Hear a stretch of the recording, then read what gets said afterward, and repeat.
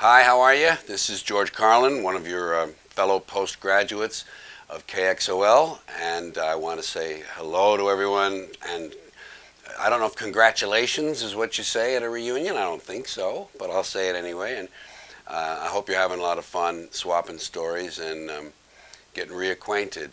My own particular time at KXOL was limited, probably, exactly 9 months, 8 or 9 months. So I'll talk within that frame. Again, I really wish I could be there for a happy occasion like this. I happen to be a nostalgia freak about my own life, whether it was summer camp or the Air Force or any of the radio stations I was at. High school, which didn't last very long. I had a great time at KXOL. I have wonderful, fond memories of it. And it was a terrific radio station, first of all, to work for. First station to go all cartridge. Isn't that right, Tucker? Bruton? First station to go all cartridge. In the U.S., I think Gates, that broadcast equipment company, I think they gave us that stuff free just so we'd put their picture in Broadcasting Magazine. I don't know. But anyway, that was... I did miss slipping records, though. I liked slipping the 45s, and occasionally I did that in spite of the cartridge machines. I had a lot of fun there, and it was a very big turning point in my life, which I'll tell you a little more about. But I want to say hello to the few folks I know who are there, who I remember from being on the air, and that they are, of course, Bob Bruton and Jim Tucker and Roy Eaton. I always did that then, and I was very saddened to hear about Bruce Neal. But I always did that then. I always said Bruce Eaton and Roy Neal. Some of the other folks who aren't there, I worked at the same time as Davy O'Donnell, who I think is still kind of mad at me that Earl Fletcher took away the Hi-Fi Club, the Coca-Cola Hi-Fi Club, and gave it to me because he did a great job with it. But I was on from 7 to midnight, so they gave it to me. And Jim Ridgway, the morning guy, 9 to 12. And Mike Ambrose, whom I have spoken with over the years, but not recently. Mike was a weatherman in San Diego last time I talked to him.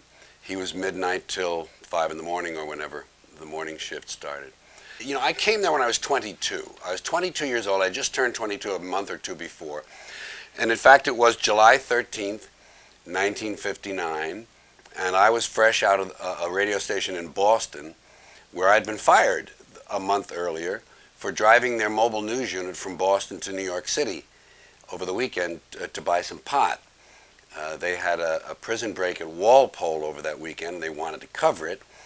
And when they finally reached me at my mother's house in New York, I said, well, you'll have another one of those prison breaks next month, most likely. Walpole was kind of a porous place. It seemed like 3 or 4 times a year the guys were running out of there. So I was a free agent, so to speak, and George Falder, some of you might remember George Falder, the sales manager at the time I was there. He remembered me from Shreveport, where I really started in radio. And George brought me down and through Earl Fletcher, put me on the air 7 to midnight. And one of the things they said an awful lot to me was, less talk, George. Less talk. Time, temperature, the label, the artist, a little bit of weather. And then play another one. But it was nice because the log wasn't very crowded 7 to midnight, so you could, have a little fun in there. I answered my own phones, obviously. There goes a phone, right on cue. Did a lot of dedications, kind of got a lot of teenage kids on my side, I think, because of that. And had a wonderful time. I called it the homework shift, 7 to midnight. And I knew I was being accepted around the radio station, because here I was, this smart-ass 22-year-old from New York. But I knew I was being accepted around the radio station when Jim Tucker let me do the Clark's Discount Department Store spots for the first time. That was sacred territory, and they only ran, they ran about 12 different ones every damn day. It seemed like they had new copy, and somebody was in there making ETs. Or cartridges eventually, I guess. And when they let me do a bunch of them, when Jim let me do, or Bob Bruton let me do them, I guess, I knew I was okay. I knew I was in. Another thing I did at that Boston station was to cut Cardinal Cushing off the air in the middle of the Rosary. So I didn't have a good record. One of the things I'll never forget is all those high school and junior high school names. Never have forgotten. They always stayed in my mind because I gave those football scores every Friday night. And Monig and Stripling junior highs, and Arlington Heights, Carter, Riverside, Poly, and Pascal. And I just knew all those kids, and they were so great. And there were a lot of other schools. Every small community around Fort Worth had a football team, of course. So anyway, all those school names are still nostalgic for me. I'm reading Dan Jenkins' new book, the sports novelist, and wrote Semi-Tough and Dead Solid Perfect. His new book, His Heroes, a Pascal High graduate, and a lot of good stuff about Fort Worth that you would enjoy even more than I, because you know all the references. The newsmen, the people who did the news, what's interesting to me is the number of people who came out of KXOL who had national careers of one sort or another. And in particular, I had 3 nighttime newsmen. At the time I was there from July through February, and that's 59 through 60. There were 3 different newsmen I had in the evening, did the 5-minute newscasts, who went on to have national careers. Bob Schieffer, who everyone knows from CBS News, and I hope Bob sent you a greeting tonight, was one of those newsmen. Jack Burns, my own partner in comedy, who then later had a career that was a little more important than the one with me. He had a career with Burns and Schreiber, and he then also was a producer and a writer of TV shows. And Jim McCrell, Jim McKay was his name, and Jim McCrell did a couple of national game shows and did a bunch of national TV spots. And I hope Jim McCrell is there tonight. I don't know if he is or not, but he's still in Texas, I know that. I have seen him in recent years. So anyway, I thought it was just an odd coincidence that in a short period of time like that, 3 of those newsmen would go on to be known more or less nationally. And then Rod Roddy, the sidekick to Bob Barker, Rod, I didn't know him. He was a legend when I got there. So that station turned out a lot of folks that apparently had, dreams to go on and do things. And that's one of the things I did, was to reacquaint myself with Jack Burns at that time. And we would go down to the Cellar at 1111 Houston Street, and go down there, and we would do these raunchy ad-lib routines because we wanted to be a comedy team, Burns and Carlin. And we went to the Cellar night after midnight when my shift was over and Jack got off, because he was also a newsman in the evening for a while. We went down there and they let you have vodka in a coffee cup, even though it was a coffee house. And the police reporters hung around down there. And Charlie Murphy, another guy who became a national TV correspondent, and Phil somebody from the Fort Worth Star-Telegram. And we would drink and do these raunchy routines and dream about going to Hollywood. And one day we decided we were ready. And I had just bought a Dodge Dart at Ryan Dodge in Plymouth, I guess, down there on Camp Bowie Boulevard. Took a while to get to pronounce that correctly. And had a new Dodge Dart, and had only made 1 payment on it. Got permission to leave town, and Burns and I packed up and went to Hollywood. And Earl Fletcher's remark was, when I talked to him, he said, "Well, George, I tell you," he said, "a lot of people, a lot of young boys like yourself have left Fort Worth to go to Hollywood. And just between you and me, most of them came right back." And so I thought, well, that's certainly encouraging. But I'm sure, I know how lucky Jack and I were. And the other thing Earl Fletcher said was, "I spent a lot of money on you on those pictures, We took pictures of you.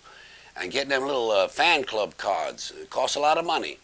But I was determined to follow my own dream, which was to be a comedian, and Jack and I figured we could do that together a little more easily. So we left, and I want you to hear something. I'm going to come back to this story about Jack and I leaving. When I got to Fort Worth, this is a billboard, Hot 100 from singles all through the years. And although it's not the same as KXOL's Top 30 or 40, whatever that was, it's representative of it. When I got there, the week of July 12th, here's what the top 10 were.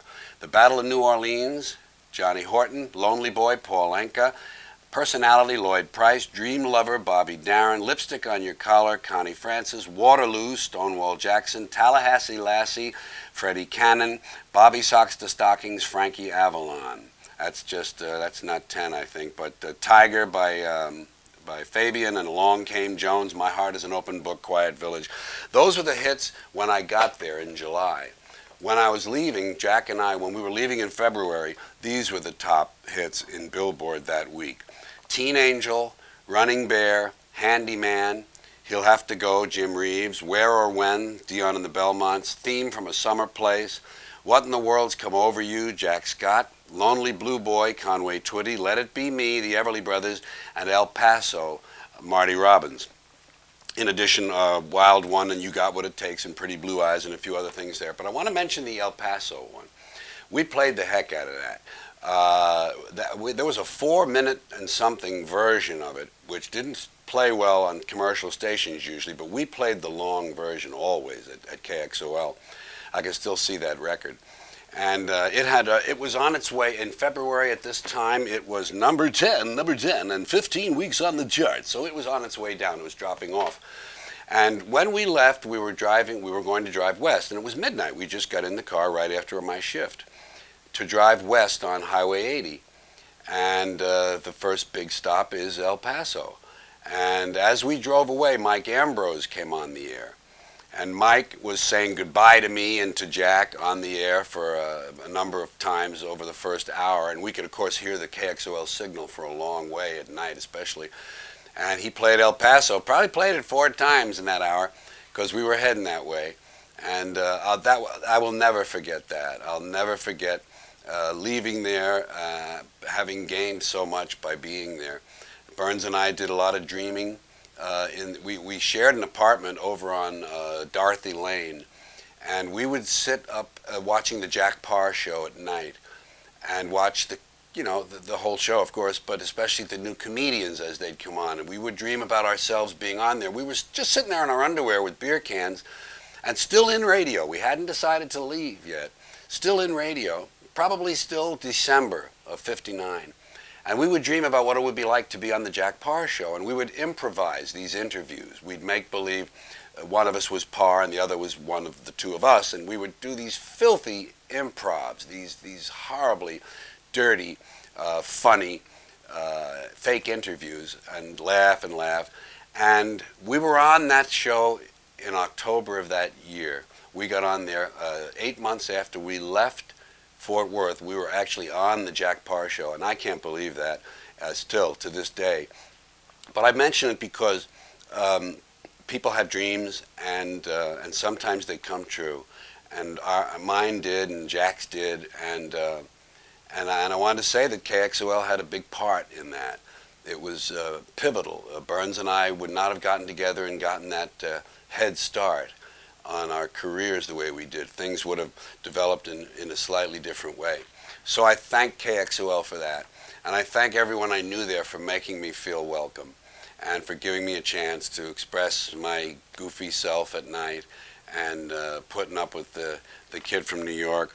I don't have anything else here to mention that I made a note of, except to say that after I did get out to Hollywood with Jack Burns and we started going around to the clubs and trying to audition and things, I kept in touch with some of those fans from my fan club, the Hi-Fi fan club. Kept in touch for a couple of years with a few of them by letter. And Jack, I can't think of his last name now, from the Fort Worth Star-Telegram, the entertainment columnist, Jack, and it's a simple name and it's just escaping me. He printed little stuff about Burns and Carlin after we were gone. So Lancaster Avenue, right across from the football field, will always, and right around the corner from the town pump, will always be important in my mind, in my life. And I thank you all, and I'm sorry if I went on too long for you, but that's the way it goes when you let me on the radio at night.